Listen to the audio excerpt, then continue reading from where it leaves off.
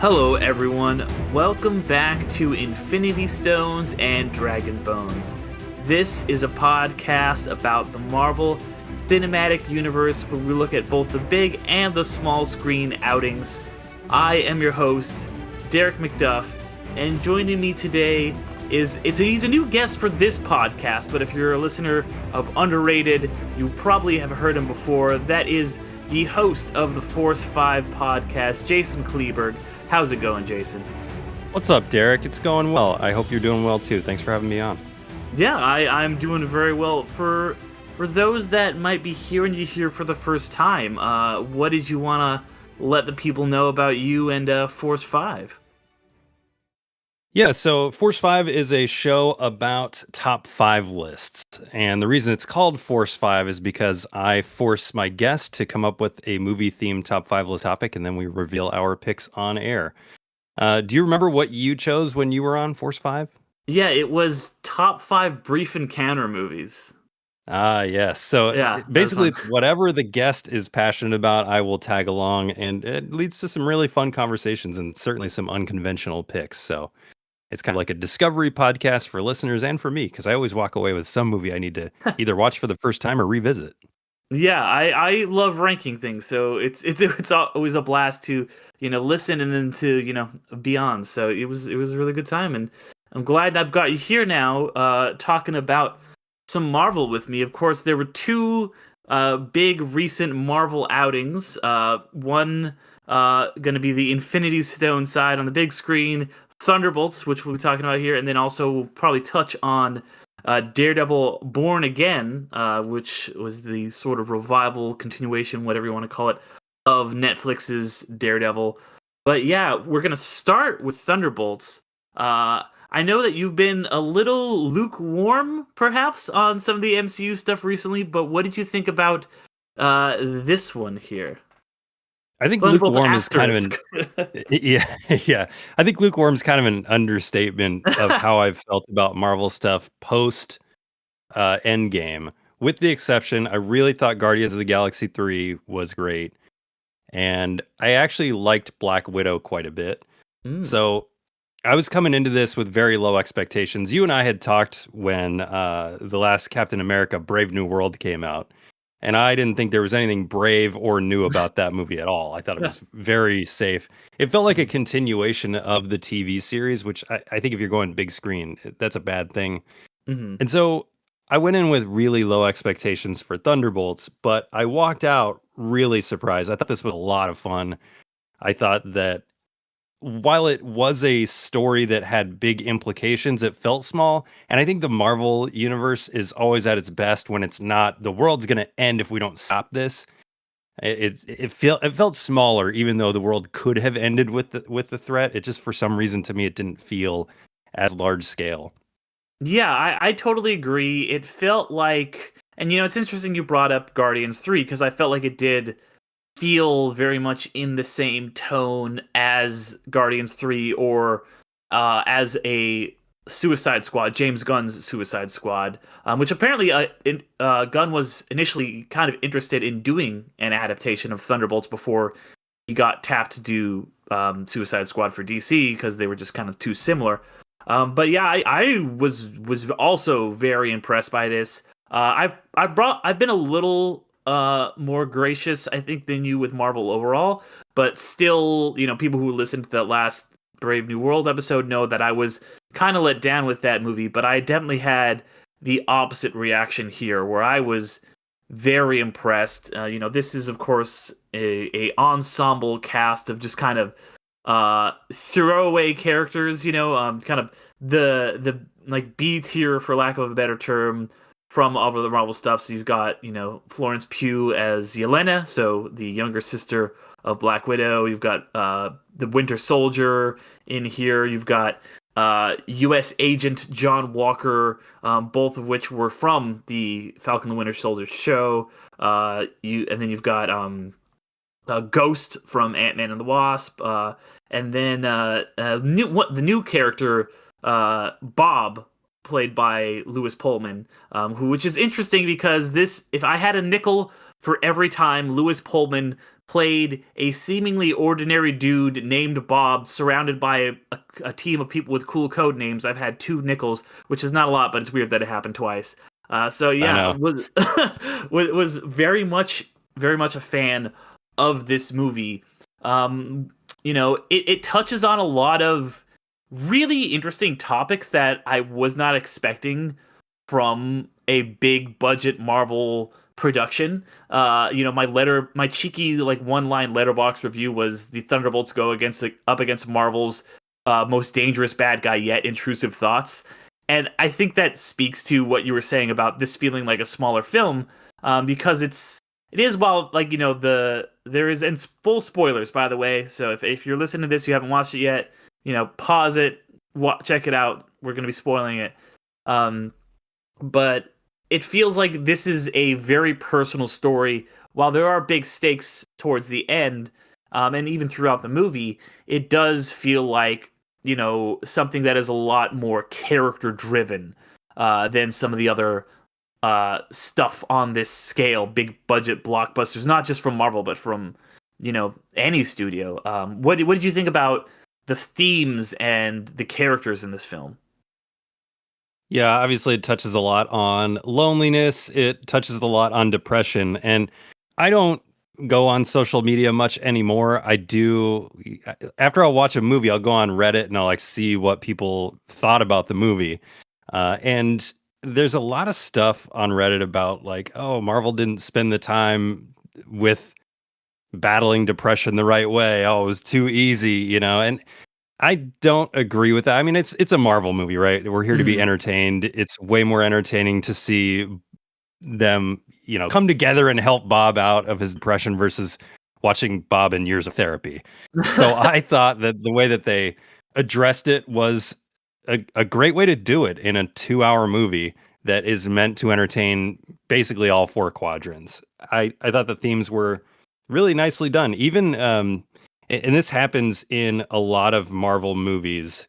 They didn't do it here, where when you have a really serious moment, in some Marvel movies, they crack a joke right away to like Mm. ease that tension. And they didn't do that here. And I appreciated that, especially when like one example is when Yelena is talking to her dad in New York City's streets, basically saying you weren't there and I needed you. And they have a nice moment there where he says, I'm here now. And they don't try to crack a joke. They just let it be. And I really like that Mm. about this. Yeah, I was also very impressed with the way they handled, the mental health stuff, the depression stuff, and like you said, this is not like like if this was like a long TV show or like a prestige thing or like an indie, it might have been able to handle it in a more nuanced sense. But as far as like, hey, we're taking this big bad, for lack of a better term, and making him a metaphor for overcoming depression, I thought it was incredibly well done. I thought that it did a really good job of making it something with a lot of personal stakes, a lot of stakes for, New York City, and, just, worrying about the human lives and stuff involved. And also just really doing a good job of taking this abstract bad guy and or bad presence, whatever you want to call it, and making that analogous to just the way depression can affect you and those around you. And it's not just Bob too. It's all these characters are dealing with stuff. They're all kind of the toss asides. They're all people who have made horrible mistakes. There's that moment early on in the movie where Yelena is talking about, she's like, I just go do my mission, I come home and I drink, and that's all I really do.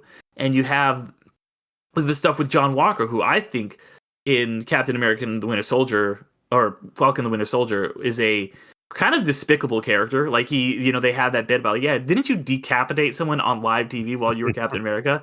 And it kind of humanizes him in a really interesting way that it doesn't feel like none of the characters feel like they're getting an excuse for the frankly awful things that they have done in the past, but it is a way, like the film feels like it's saying you are not your biggest mistakes, you are not your trauma, you are not the things that you have done or the things that have been done to you.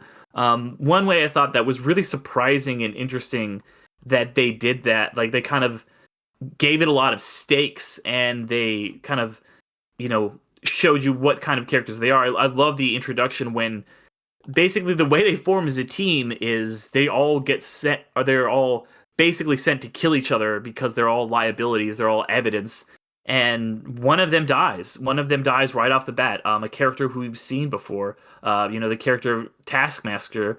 Who had previously appeared in Black Widow, and she just kind of like gets capped right off the bat. Which felt like a better version of something done in the first Suicide Squad, where they have the guy, the man, Oh, what I Pete forget Davidson.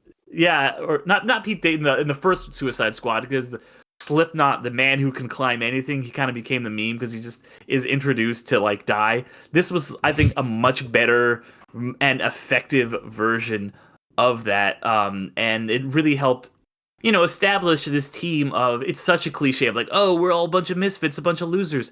But this did it in such an extraordinary way that you get why a lot of the times the best Marvel movies recently have been the ones that have focused on these characters kind of on the fringes. Yeah, I am curious. Did you watch trailers, and did you expect that Taskmaster was going to die immediately? I don't. I try to avoid trailers, and it was one of those things where I had seen a few of them because it's kind of impossible, and then I remember seeing like her in the poster and being like, "Huh, oh, I guess I didn't realize she was in this. I don't remember seeing her in the trailer." And then she dies. It's like, okay, that makes sense, especially since on a lot of the posters she's the only one wearing a mask. Like Ghost isn't wearing her mask. Walker doesn't have his little Captain America hood on. So I was like, in retrospect, that makes sense. This is another one of those. My plea to movie audiences is like, don't watch trailers. If you know there's an actor that you want to see, or you know that the director's somebody that you like, don't watch trailers. Because I went into this completely blind, as I do all movies, and I was really surprised when Taskmaster got killed in the beginning there. I didn't think that she was actually dead. And then I saw the blood coming out of her head, and it's Yeah. like, oh shit, they might have actually killed this person off. And sure enough, she was dead. Yeah, I had the kind of same reaction where I was like, oh, okay, so this is like, a fake out thing. She's gonna like get up and be like, oh, you missed me. It's gonna be like Kingpin, where somehow she survived getting shot in the head or whatever. And then, like you said, like I see that scene with the blood. I'm like, oh, hold on. She might actually be dead. And then she gets incinerated like a scene later. And you're like, okay. And they make it like a point because Yelena obviously has a personal connection to her. And I forget the exact line, but she says something like, she was somebody who did a lot of bad things and then just died, and that's what's going to happen to all of us. And throughout the course of the film, they find that once they come together, they are able to move on from their grief. And I think that's something that's so important. It's really a message about like, and not in like it doesn't feel like it's cheaply done. It feels like it is really earned, where it's like, yeah, the people around you that care about you can be really important and impactful. Yeah. Superpowers or not, Bob. Yeah. Yeah, but I really had a fun time with this. We talked a lot about the themes and stuff it present, and how this does feel like it is something where it's, I guess, it's a great standalone movie, and it's not like super like setting up stuff for the MCU. Like there's no mention of the multiverse or anything, I guess, until the post credits. But it also does feel like, oh, this is an important Marvel movie. Like I think it introduces Bob slash the Sentry slash the Void, whatever you want to call him, who's probably going to be important later on. We know these characters because of announcements are probably all going to be in the Avengers movies. Like, what did you think of this as a Marvel movie, I guess, is my question. I thought it was really well connected. There were little hints that they always have in these. I think in the Mhm. beginning, and this is another question I was going to ask you. They mentioned that the most recent president turned into a big red monster, which was obviously Red Hulk from Hmm. Brave New World. The Thunderbolts originally in the comics were called the Thunderbolts because they were made by Thunderbolt Ross, who was Harrison Ford in that movie. Uh, how did you like the reveal of how Thunderbolts was their name in this one? Worked well. I thought it was fun, because I was kind of waiting for a moment where they were going to be like, oh, they're like a task force from Thunderbolt Ross, especially with those two coming out back to back. And it was interesting because I was at Comic-Con last year, and they were like, oh yeah, these two things aren't really related. It's just, there's been so many teams and characters over the years that sometimes there's going to be things that line up like this. And I remember everyone kind of being like taking that with a grain of salt, being like, "Yeah, well, probably not. There's probably going to be some secret connection like these Marvel movies always have."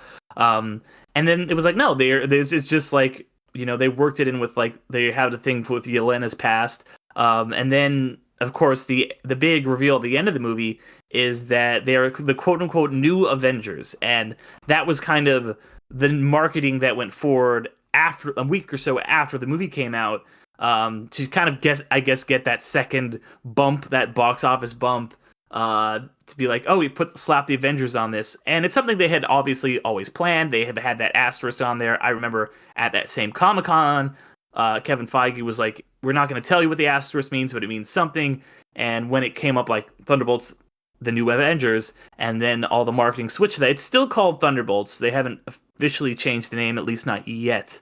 But it is still Thunderbolts, and then the New Avengers is like a subtitle or a clarification, whatever you want to call it. I thought that was an interesting reveal there at the end. What did you think of the kind of reveal, quote unquote, that they're the New Avengers, or at least that's what they're calling themselves? There might be some contention with some other MCU characters with that. Yeah, it definitely sets up a new political angle for Mm-hmm. the Avengers name going forward, as we hear at the end that Sam Wilson's kind of contesting that use. So we'll see how that comes into play. Could be another like Civil War scenario where they're fighting over the name. But I thought that was cool. And then the reveal of the Fantastic Four ship at the end was really awesome too. I do wish that they would have played some of the credits afterwards, because when I saw the Fantastic Four theme song I did the same credited, thing. Yeah, I saw that too. I I was was like, like, okay, well, they're gonna show up.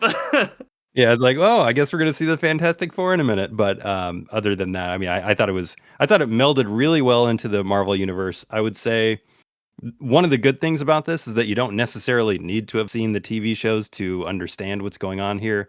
Although I would say watching the Black Widow movie and then watching Falcon and Winter Soldier would certainly heighten your understanding, but you don't really need to see those. But I do think it connects quite well into what they're trying to do. I hope that they keep this vibe going, because it was way better to me than Brave New World. I know you didn't hate Brave New World. Love I don't it, see though, every Marvel honestly. movie. I haven't seen like the Thor movies, for example, but I've seen the majority of them, and Brave New World was among the worst that I personally had seen. Yeah, I would. I mean, yeah, I'd say I still say I'm usually higher up on Marvel movies. That was even one where I was just like, this wasn't great. Um, and yeah, I think this was a big improvement in terms of quality over that one, and hopefully this is the standard we see going forward, going into the actual Avengers movies, not the new Avengers movies, but the Avengers that I was about to call the Kang Dynasty. It's not that anymore. Avengers Doomsday, and then Avengers Secret Wars. Because I really was impressed by this movie, and I think it walks that line perfectly, which is such a difficult line. And you brought this up, where if you have seen the Marvel stuff, if you are like me, somebody who is an obsessive watcher of these properties to the point where I have a podcast about it, and you watch, the prerequisite shows and the movies and all the things, you are getting a reward. You are like, okay, cool. I recognize Taskmaster from this thing. I know Ghost history from Ant-Man 2. I know all of these characters. They're all kind of coming together now. I know all these different beats and where they've all been on their journey, and these catch some little references and stuff. And oh, they're in the Avengers Tower and blah blah blah. But if you haven't, you're not punished. It's not like, well, what was that? Like I just watched for some reason the Minecraft movie, and Mm. there was so much that I was like, well, that was clearly something that I just don't understand, because I'm not a 12-year-old Minecraft player. Like it ends with this, like it has two post-credit scene. One is actually pretty good with Jennifer Coolidge and Matt Berry doing a voice. And then, but the second one is just Jack Black shows up at a house and sees someone with red hair. Spoilers, sorry for the Minecraft movie. And that's it. And I was like, this means nothing to me. I don't know who this person is. It's the back of someone's head. They have red hair. But I guess that's like a player 2 character, or like the female character besides Steve. And I was kind of like, okay, well, I could see that being a big thing. But to me, it was nothing. And a lot of times I'm like, I could see the Marvel movies, if you don't know what these things are, that's just nothing. But this does feel like it still gives you the sense of these characters. If you don't know if you do know who John Walker is based on the TV show, you're going to get a lot more. But if you don't, you still have enough in the film that you understand him and his motivations and his character arc. Yeah, agreed. What did you think of the action scenes in this one? I thought they were really well done. I was very impressed. I thought there was some really good action. There was great choreography. I especially liked the stuff at the end where it got a little trippier when they're going into Bob's head, or whatever that place was, that kind of, depression, that rooms that are all connected. They did some interesting things with that. And there was some stuff right before that when they're in New York, and some of the shots are so well done. Those action sequences where people are just getting turned into these shadows, and the way that effect was done was really just harrowing. Like you're having these rocks come down, and then the one that really got me is they save this little girl, and it's this great action scene. They like kind of push the rock over, so they save some people, and then they save the little girl, and then she just gets turned into a shadow, and it was like a gut punch. I remember in the theater being like, "Oh shit!" What did you think about all the action and the way this movie was filmed?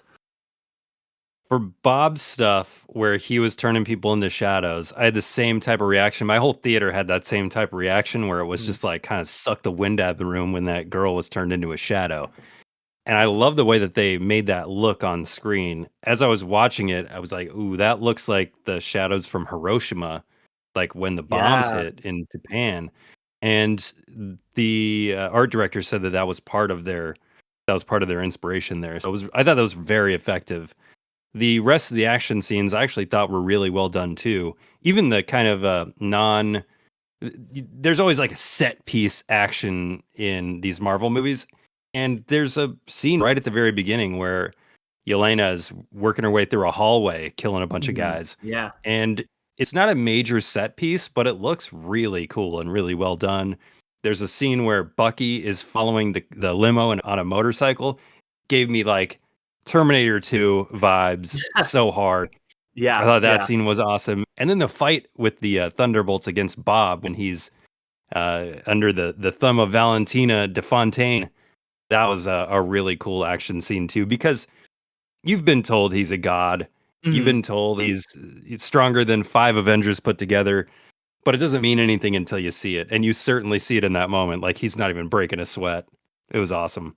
Yeah, that scene in particular, I remember thinking it was really incredibly done, because it's a really long take. Like, you're kind of just seeing, it's basically focused around him, and it's kind of like the camera swiveling a little bit around him, and you're just seeing one by one this team just use everything they have on him, and he's not even flinching. He's just like, deflect this explosion, do this, like whatever. He doesn't even care. He's just like, fuck you guys, I'm invincible, I'm a god, you can't do anything to me. And the way the scene just keeps going and rotating, you're seeing all of this stuff, and that's one criticism I do have against Marvel movies sometimes, is that it feels so choppy, especially in the fight scenes. It feels like cut, like one cut a second. And to see something where it was a very long take with a lot of complex action with many, many characters. And I know a lot of that is CG and stuff like that, but I still thought that scene in particular was incredibly well done. And, once again, any good action scene can be cool and like hey, this is cool, the action, this looks really good. But if it's giving you insight into a character, that's where it's best. And that really gives you insight into, oh no, this is where Bob's at. we're not going to be able to stop him. He is unkillable, and it sets up really well what comes next, which is when Valentina tries to use that trigger on him, and it you think he's dead for a second, but it just kind of triggers him to become the dark side, the void. The depression comes out, and I love that he's like, some days I feel like I could do anything, and other days I'm just, it's a very, I think that whole thing with him about like slipping into the void, and Valentina, like, or Yelena earlier talked about like push it down. She makes that joke, and then she's like, I'm wrong. It's really well handled about just, I think it's a way that it's subtext in a way that only a film like this can do, of like dealing with depression and thoughts of like suicide and all that kind of stuff, and not being overcome by the darkness. I think it takes that and makes it a really strong visual metaphor, if that makes any sense. Yeah, I also love the way that Dark Bob as the Void looked. He is just completely cloaked in shadow outside of two shines in his eyes, and I thought that look Mhm. was really interesting when they started turning New York that way. Like, it looked really good. I know that Steven Yeun was originally supposed to play that Mhm. character. I do wonder what that would have looked like. I think Lewis Pullman did a great job, but I also would have liked to see Steven Yeun in that because he's amazing. But man, every time I see Lewis Pullman on screen, it just looks like freaking Bill Pullman to me because he looks just like his dad. I'm like, oh my god, that looks like his dad. Yeah, it was bugging me. I was, because I didn't recognize him at first. I was like, "What do I know him from?" And I was like, then I was like, "Oh, okay. He's Bob once again from Top Gun Maverick." And I was like, "Yeah, but like, yeah." Once you see that, you're like, "Oh yeah, that's one of two nepo babies in this movie. You've also got Wyatt Russell in it. No shade on them. Good for you guys getting that bag. But yeah, like he was really good. I think it would have been nice to see Steven Yeun. I know that it was just like a scheduling thing because this movie got delayed because of the writer's strike, and Steven Yeun's still been like, I would love to be in another Marvel movie at some time. This didn't work out. Interestingly enough, one of the reasons I think Steven Yeun was originally attached was because the one of the major writers of this, who did a lot of rewrites and kind of reshaped this movie into what it is currently, is Lee Sung Jin, who was also a major creative on the Netflix show Beef. Did you ever see Oh, any of Beef? I saw the first episode and I really thought it was great. I just never got a chance to watch the rest of it, but I will at some point. Yeah, I highly recommend it. And once you know that, you're like, oh, this makes a lot of sense. That's another show about human connections and about this the dynamics at play between people, and it feels very personal, very interesting, very character driven. So once I found that out, I was like, that's really cool. I'm glad they brought on somebody like that. This movie kind of got, I think, clowned on a little bit by before it came out, not really since, but for kind of promoting like that they were working with a lot of people who had worked on A24 films and stuff like that. So I think that Marvel really brought it to the table with the talent behind the scenes, but also the talent in front of the screen, because we've talked about Pullman and all the great actors in this, because obviously this is an ensemble. You have so many you know incredible actors, character actors. Just we mentioned Florence Pugh, Sebastian Stan, Wyatt Russell, Lewis Pullman. Of course, there's also in a smaller role Geraldine. I'm not great at names, but Viswanthan, who has kind of shown up on my radar recently. She's great. And then David Harbour, Hannah John Kamen, and then of course Julia Louis-Dreyfus. As kind of almost like a dark, shadier, more corporate CIA version of Nick Fury. What did you think about the ensemble cast in this, and were there any standouts to you? I thought they were all great. And yeah, I think that outside of Florence Pugh, who I have a huge crush on, I think she's an amazing Mhm. actress. She's fantastic. But outside of her, I thought that Julia Louis Dreyfus was great in this. And I love that like really slimy energy that she brings to that role. And I was Mhm. glad that at the end of it, they didn't kill her off and that they didn't stick Mhm. her in a cell. Because I want more of that. I think the energy she brings is really fun. It's not just the evil Veep. This is like a whole different type of character. So I really thought she was fantastic in this. Harbor was good. I thought when he like his comedic beats don't always work for me as Red Mhm. Guardian, but I had a lot of fun with this character, and I do like that when it was time to be serious, they were serious. Mhm. Again, like I had mentioned earlier. The only one that I wish had gotten more time to do cool stuff and more time to like show what he can do on the acting side was Bucky. Um, Mhm. you know, his Sebastian Stan is such a good actor, and I don't think he had a whole lot to work with here because they were trying to highlight the rest of the team. But I mean, that's something that when you have these ensemble movies, sometimes somebody has to get shelved a bit, and he was the one I feel like got shelved here. Yeah, yeah, he was really good in it. I remember, he was definitely my favorite part of Brave New World in his brief little one scene. Yeah, It was great to see same. him and Anthony Mackie playing off each other once again. But yeah, like I remember having the thought of like, oh, because they all meet at that like mountain secret base or whatever, and then he just kind of shows up doing his Winter Soldier thing later, and I was like, it not tacked on wouldn't be the right word, but he felt like a late comer to the party, where it's like all the rest of these people have a reason for being here, where they're all working for this shady person, and then he kind of just like shows up, I guess, other than Red Guardian, but he's has a personal connection um, to Yelena.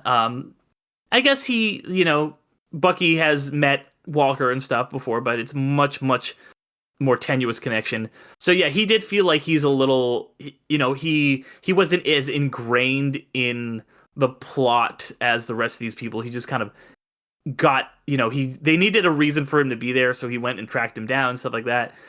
I didn't mind it, but yeah, he was probably, yeah, like I said, in these ensembles, one or two people is going to be less focused on than the others, and Sebastian Stan is so good in this. Um, I was okay with it because I feel like he already had a whole TV show. He's been in a ton of Marvel movies before. These are people who have been in much more supporting roles than him, so it was nice to see them kind of get their moment in the sun. But yeah, they were all really great. And always a fan of Sebastian Stan. Didn't know. Okay, so the only thing I was like, why is he a senator? Like, what did that add to the plot? Did you have any thoughts about him being Senator Bucky Barnes? Because as somebody pointed out, I can't remember who online. It's like, oh yeah, he's a U.S. senator, but he canonically murdered JFK. But he's a senator. Why? Like, why make that a part of his character? I was just curious if you had any thoughts on that. I have no idea. I don't remember any of that subplot from the TV series, so I don't know if it was in there at all. And it was Yeah, just it kind of wasn't at like, all. okay, so I'm not going crazy. And then it was mentioned in Brave New World, like he was going to try to be elected, but Right. now he is a senator and he's been a senator for a minute. But I don't know where they're going with that. It'll be interesting to see. I mean, I'm guessing that at some point it's going to come to Barnes versus Valentina, Mm. on something.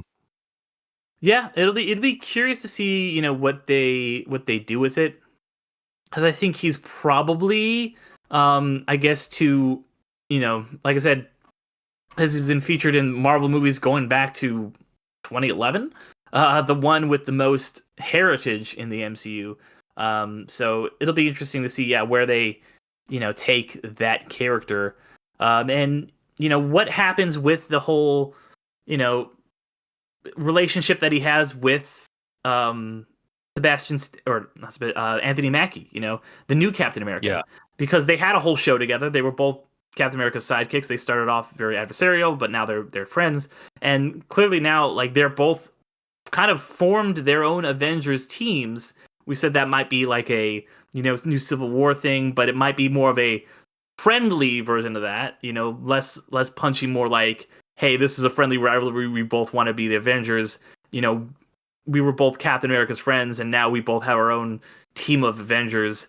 Do you have any thought? Like, not because I usually don't like to be like too much speculation on this show about, ooh, what does this Easter egg mean or something. But it does feel like something that they're intentionally being like, hey, these characters, their relationship is important. What's going to happen with them? Yeah, I don't know. They'll probably do an Avengers and a West Coast Avengers like they did in the comic books at some point. I'll be honest, I don't love the Anthony Mackie as Captain America character just because he Mhm. feels so boring to me. he's a lead that he has charisma. Like, don't get me wrong, Yeah. I love him as an actor, but when he is playing it safe as Sam Wilson, it is just like watching paint dry for me. I don't think his action scenes are fun to watch. I don't think his character's fun to watch. So if they had a movie where it was him leading the Avengers, I think he'd probably be the worst part of it for me. It's completely opposite to where when, Tony Stark and Thor and Chris Evans were leading the Avengers, I thought all of them had amazing charisma.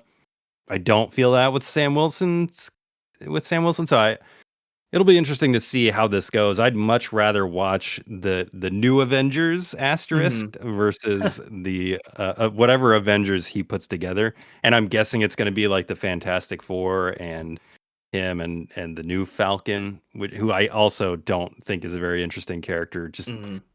uh, so we'll see. I mean, I'm carefully optimistic, but I think it's going to take some more energy on his part to be the Captain America that I want to see. Yeah, that was my big criticism with Brave New World I was like, this movie feels like it should be more fun. Mackey's such a charismatic dude. You watch him with Sebastian Stan on the red carpet. They're so good. Even when they were, in Civil War, they were playing off each other so well. And that's why I said that scene is so good, is because they have that, very charismatic back and forth. But it's kind of the same thing I think that happened with like The Lost World, whereas you take this character who's an interesting guy on the sidelines and you kind of put him in the main character role. You have this, person who's kind of like saying all the right things, and then you put him in the center. And Jeff Goldblum works so much better, or Ian Malcolm works so much better as the kind of guy on the sidelines in Jurassic Park than he does as the main guy in The Lost World, where he has to now be more stoic and serious because he's the guy. Yeah. So yeah, I had the same problem, and I think that's why this one worked a little bit better too, because there wasn't the big focus on Bucky, even Yelena, who was, if you had to choose a main character, the main character, nobody had to carry that load. Everyone could kind of, be able to play off each other really well. But yeah, before we move on to the next, Marvel thing, any last thoughts about Thunderbolts? I would just say that I think it was a really fun movie. I think I mean, obviously, if you're listening to this, hopefully you've seen it already because we spoiled the whole thing. But I am looking forward to what comes next with these characters because like I said, I had low expectations going in. I think that the director, Jake Schreier, he did a really fantastic job with this. He's another one of those experiments, and they do this a lot with movies where somebody's got a really successful, very small scale movie, and then they Mm. put them into these way bigger movies. And sometimes you have great success, and then sometimes you have like a Josh Trank, in this one, though, I thought he did really good coming out of like Robot and Frank. And I think he also did some work on Beef, but he's a really solid director. So I hope they keep giving him some chances. Yeah, yeah, and I felt like, not to say that this is a small movie by any means. It's a movie that they are banking on the Avengers title for future promotion and stuff. It's still, cost hundreds of millions of dollars or whatever. But it's smaller on the Marvel side. It's less of a big tent pole than it feels like, later this summer the Fantastic Four is going to be, or maybe even that Captain America 4 might have been. Because it feels like that gave it some permission to be a little bit weirder, a little bit more unique. They could try some things that they necessarily wouldn't be able to try, both in terms of the storytelling, in terms of the people who are able to tell those stories, but also just stuff like, I love that the score of this is some Lux, which I'm like, cool. Like, you got this experimental, weird band to do the score of this movie. I'm down. It worked out pretty well for me. I love it when stuff like that happens. That's why we had, Trent Reznor and Atticus Ross doing movies. That's why Daft Punk doing the soundtrack for Tron 2 ruled so much. So, I love that kind of weird experimental stuff. Yeah, I'm down for more of that. And I hope they keep giving other directors chances versus keep on going back to the same directors like with the Russos, Let's get some Yeah, new blood in there. absolutely, absolutely.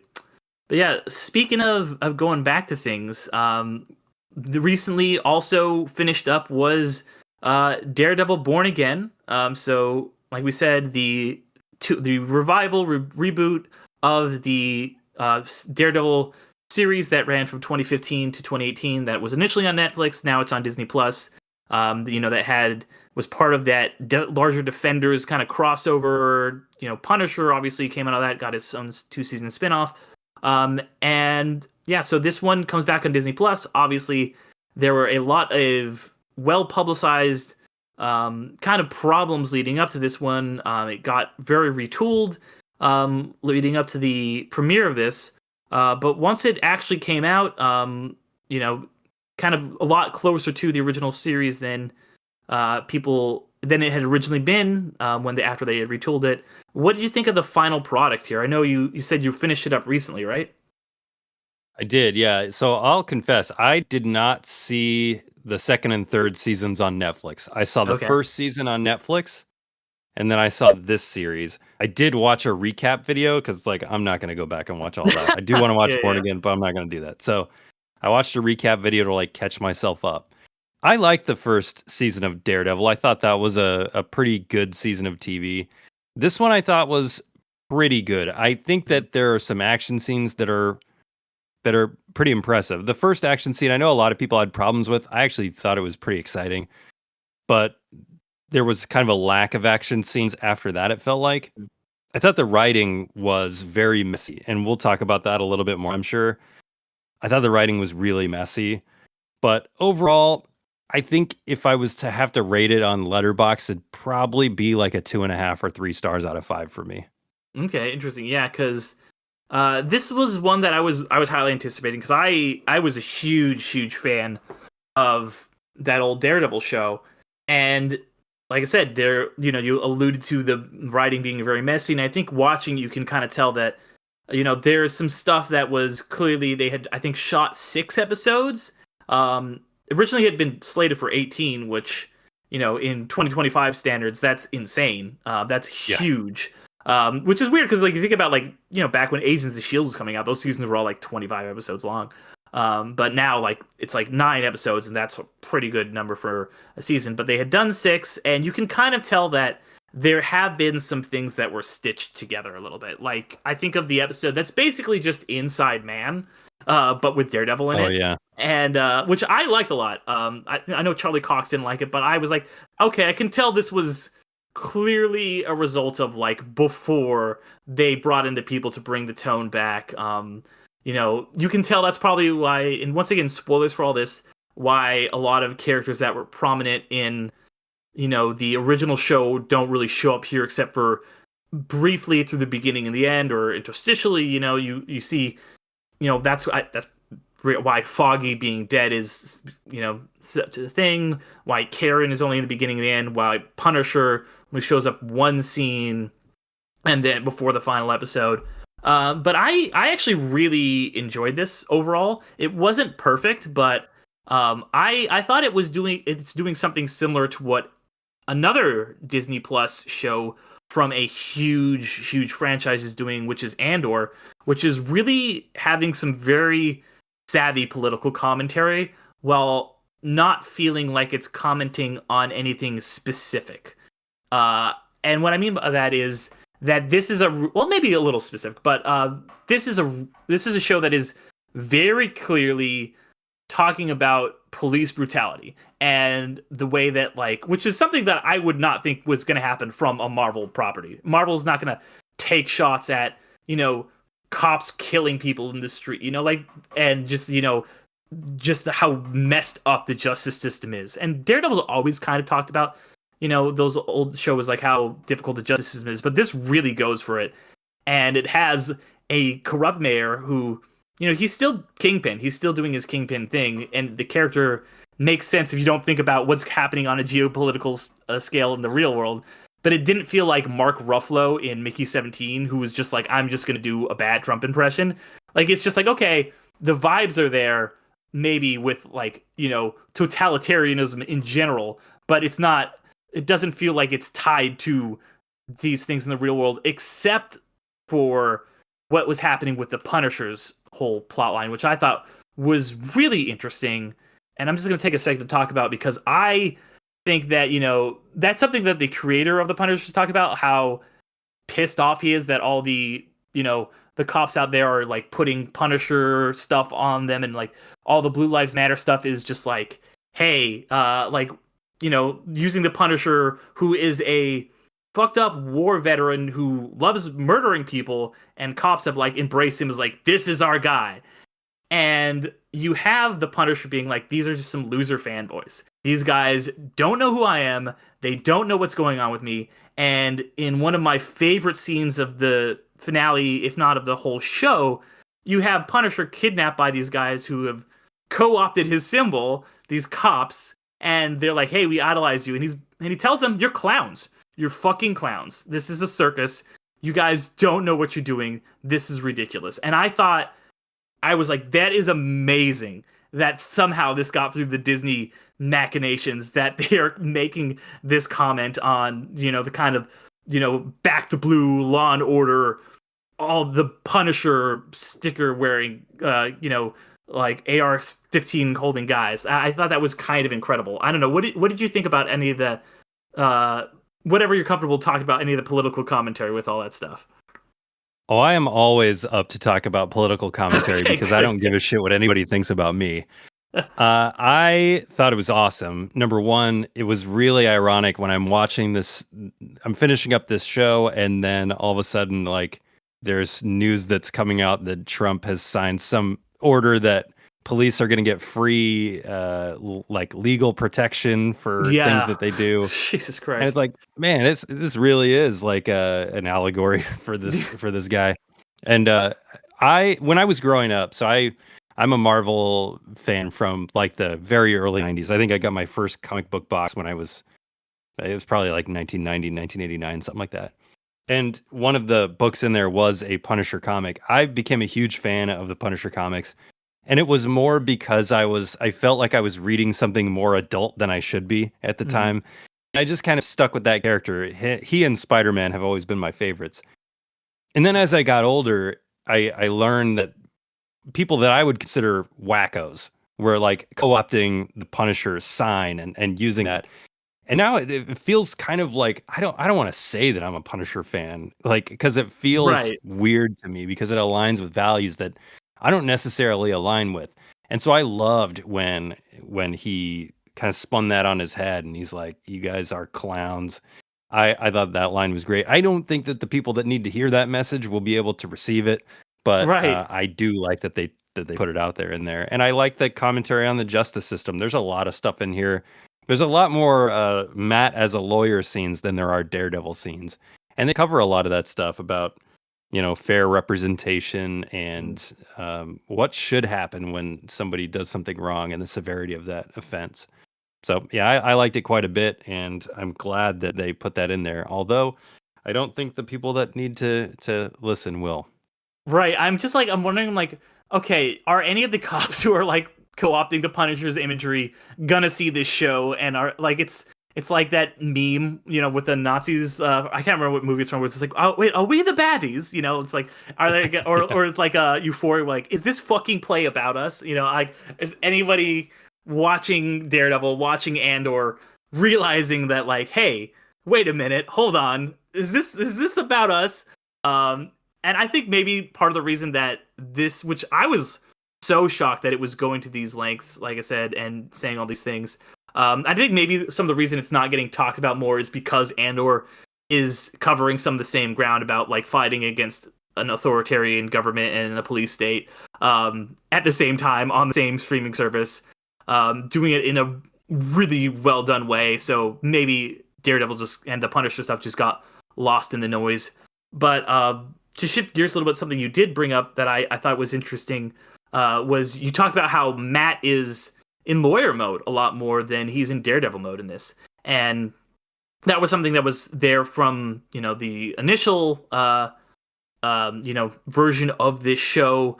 Daredevil, he's not really Daredevil for 2/3 of the show. He only becomes Daredevil in, like, I think episode 6, I want to say, episode 5 of a 9-episode series. And then there's a whole episode 7 where he's not Daredevil at all. And so, yeah, it really feels more like this is Matt Murdock the show than Daredevil the show, and I don't know. I've been thinking about, did I like that? I think it's really well done, interesting for the character. I do want to see Daredevil, fight a bunch of guys in the hallway, and I'm glad we got that stuff. And when he finally dons the Daredevil suit again, and that old theme song from the old show plays again, that's such a cool moment. But I can see the argument of people being like, there wasn't enough Daredevil in this show for me. When we all know he's going to turn into Daredevil when it's going to happen. Where did you fall on that? I would have liked to see like get to the born again a little bit quicker, but it didn't bother me. I mean, I know what they're doing. I think the second half of this, which is apparently going to be another 9 episodes, will have a lot more Daredevil, and we'll be able to see him going head to head with Kingpin and his police force. But I don't think it necessarily bothered me, although I would have liked to see more. I will say that the action that we get with him as Daredevil is really brutal.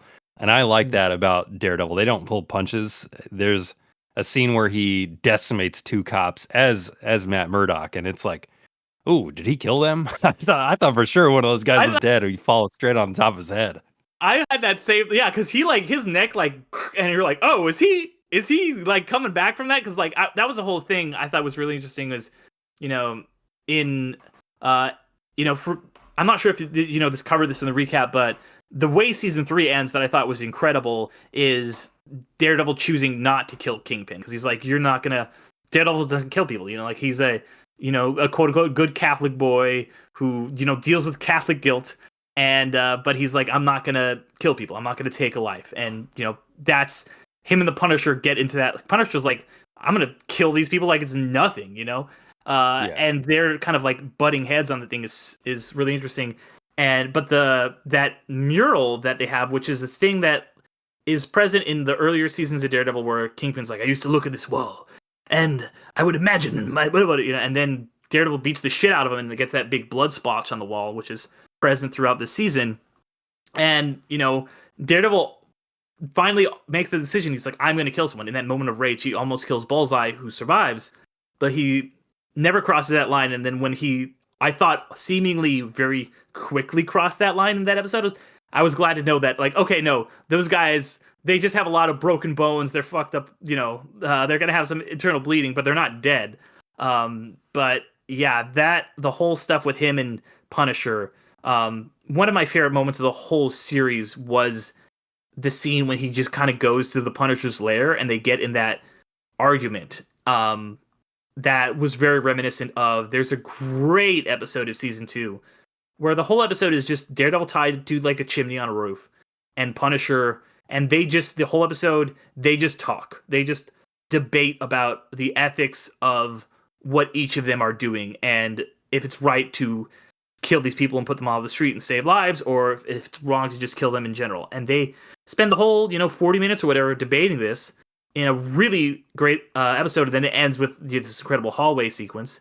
And that moment where you see, and I was like, this is the juice right here. This is the shit where you're getting to hear these two guys talk like this. Because that's something, I don't know a lot of other superhero stuff that do this, where it's like these two heroes who are so diametrically opposed in their way of thinking about how they're going to be vigilantes. And then just they're allies. They're on the same side. They like each other, but they have that in the same way that like Bucky and Falcon would have that back and forth.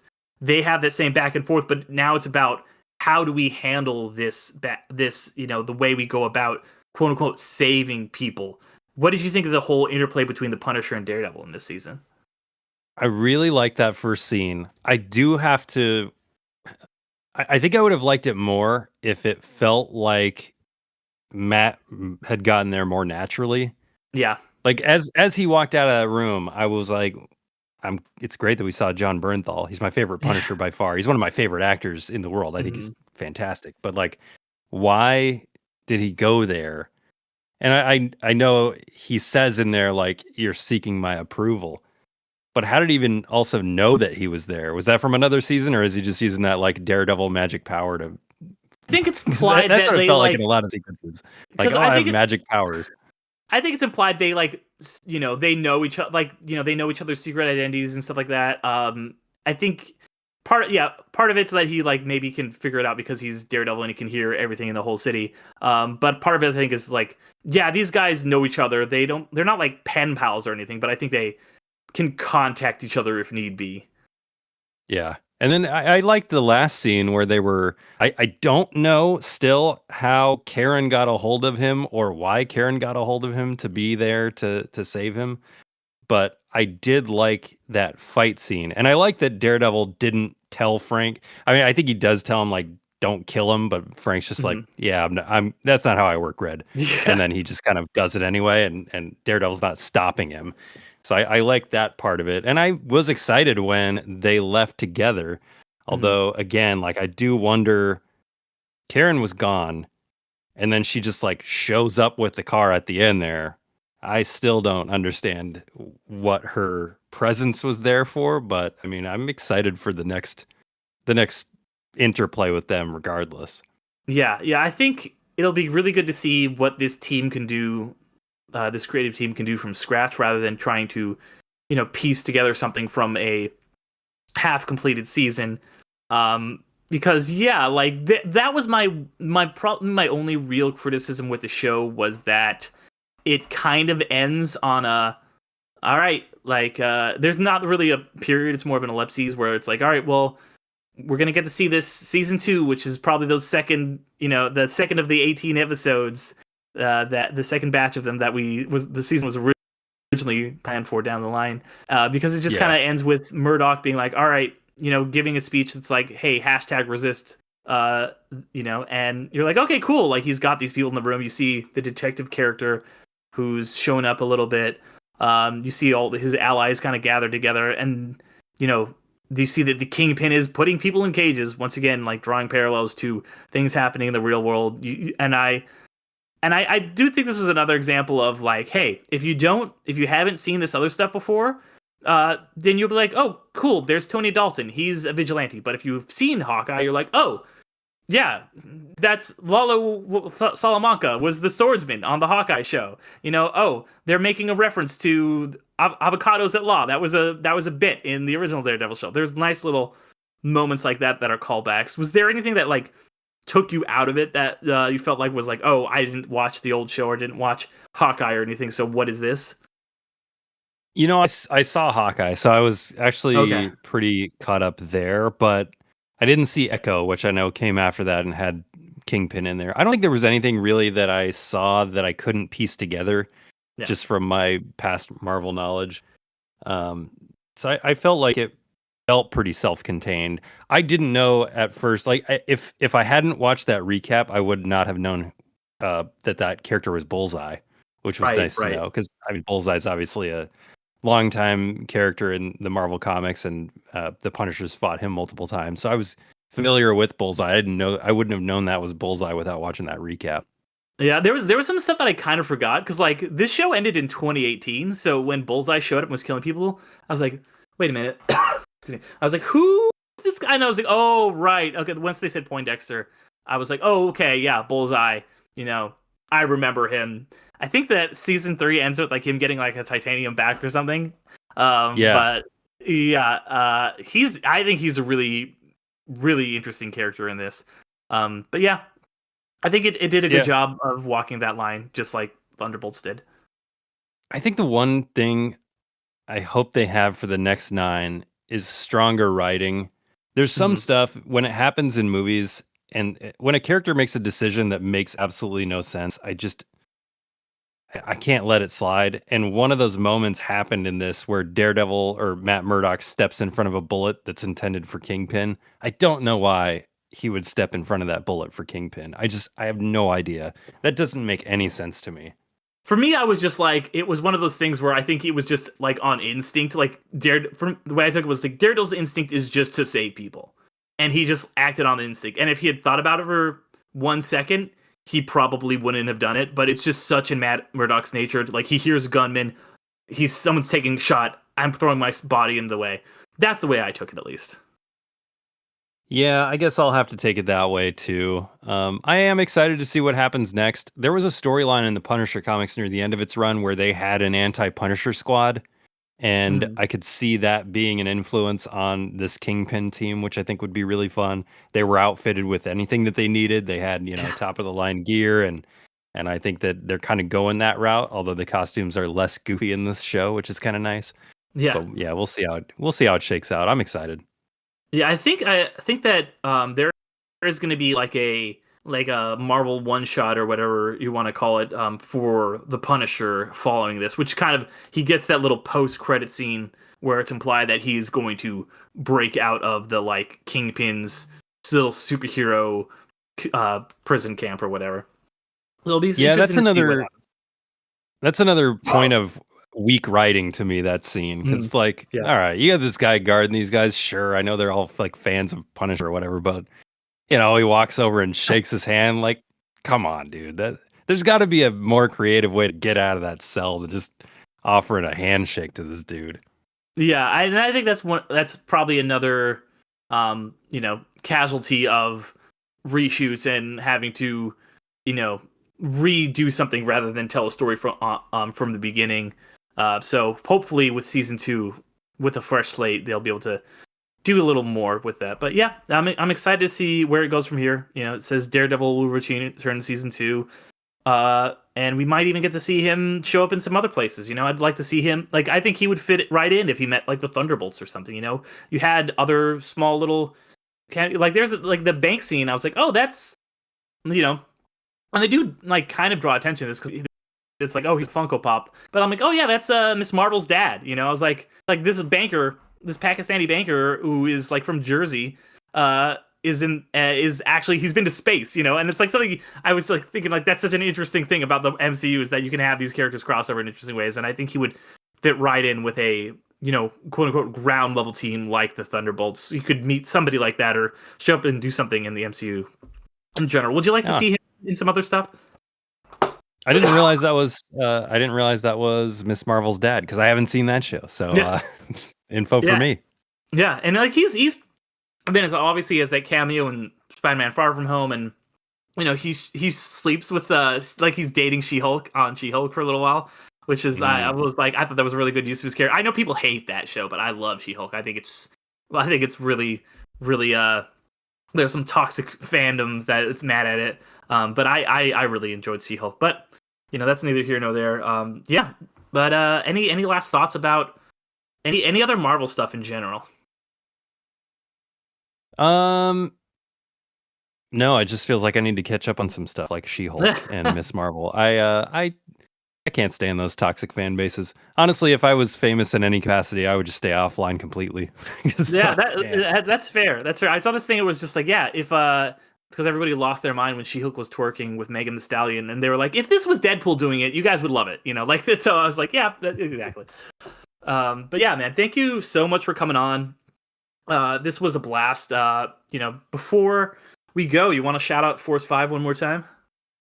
Yeah, anywhere that you're listening to this, you can listen to Force 5. I've got some really cool episodes coming up with some really cool guests. I don't know when this one's going to air, but by the time you jump on there, you will probably see the Tom Cruise draft. So sometimes we do draft episodes, and we're doing a Tom Cruise draft next with the head of JoeBlow.com and one of the deputy editors for CBR.